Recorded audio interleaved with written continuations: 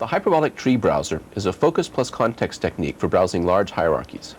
Here we see a recent org chart of Xerox PARC containing over 300 nodes. The root of the tree is at the center of the circle, and successive levels of the tree are closer and closer to the edge of the circle. The edge is kind of like a vanishing point. Spacing gets smaller and smaller as nodes approach the edge, but the entire tree is displayed inside the circle.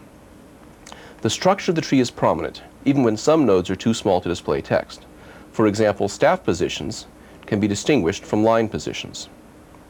By clicking on a node, we bring it into the focus area. Thus, we can see more of the detail in that part of the org chart while maintaining the context of the whole. We can also grab a point in the space and drag it around as we like.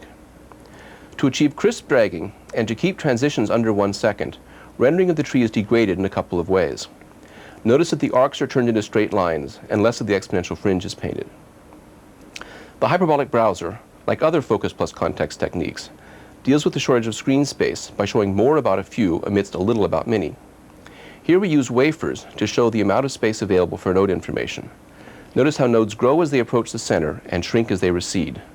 We can interactively adjust how space is proportioned, say perhaps to introduce a sort of spatial socialism. The Hyperbolic browser can support other types of hierarchical data sets, e.g. part assemblies.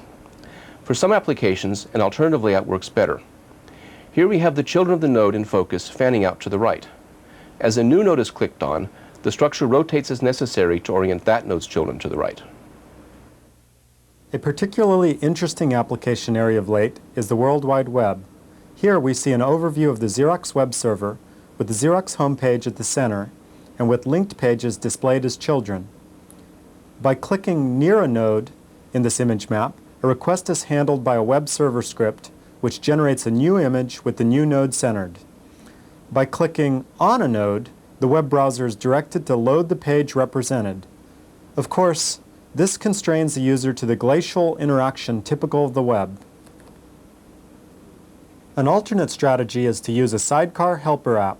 We regain our nice crisp interaction even on this 4,000 plus node structure. However, the cost is that multiple versions for different platforms and/or web browsers have to be developed.